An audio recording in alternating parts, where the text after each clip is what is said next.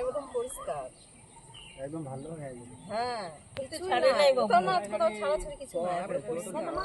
মন্দির সংস্কারের জন্য চলছিল মাটি কাটার কাজ, আর সেই খনন কার্য চলাকালীনই মাটি ফুঁড়ে বেরিয়ে এলো একটি প্রাচীন শিবলিঙ্গ।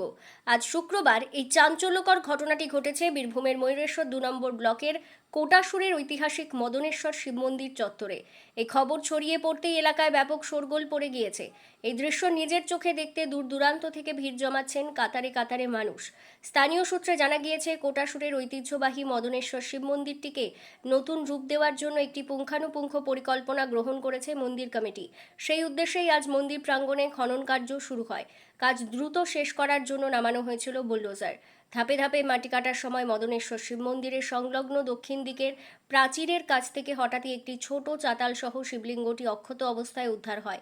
খনন কার্যে নিযুক্ত এক শ্রমিক জানান, তারা যখন বুলডোজার দিয়ে সাবধানে মাটি সরানোর কাজ করছিলেন, তখনই মাটির নিচে পাথরের মতো কিছু একটা ঠেকে ভালো করে মাটি সরাতে একটি সুন্দর শিবলিঙ্গ দৃশ্যমান হয়। এরপর তড়িঘড়ি কাজ থামিয়ে অত্যন্ত যত্ন সহকারে শিবলিঙ্গটি মাটির ওপর তুলে আনা হয়।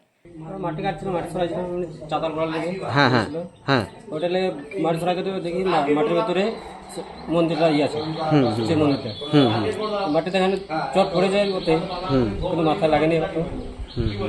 যে দেখে আস্তে আস্তে করে বার করতে আমার দেখে বুঝতে পারলেন যে ওটা শিবলিঙ্গ। কোথায় বটে এটা? এটা মদনতলায় করেছে। হ্যাঁ হ্যাঁ হঠাৎ এভাবে শিবলিঙ্গ উদ্ধার হওয়াকে ঈশ্বরের আশীর্বাদ বলেই মনে করছেন স্থানীয় বাসিন্দারা। উদ্ধার হওয়া শিবলিঙ্গটিতে ইতিমধ্যেই জল দিয়ে ধুয়ে যত্ন সহকারে রাখা হয়েছে।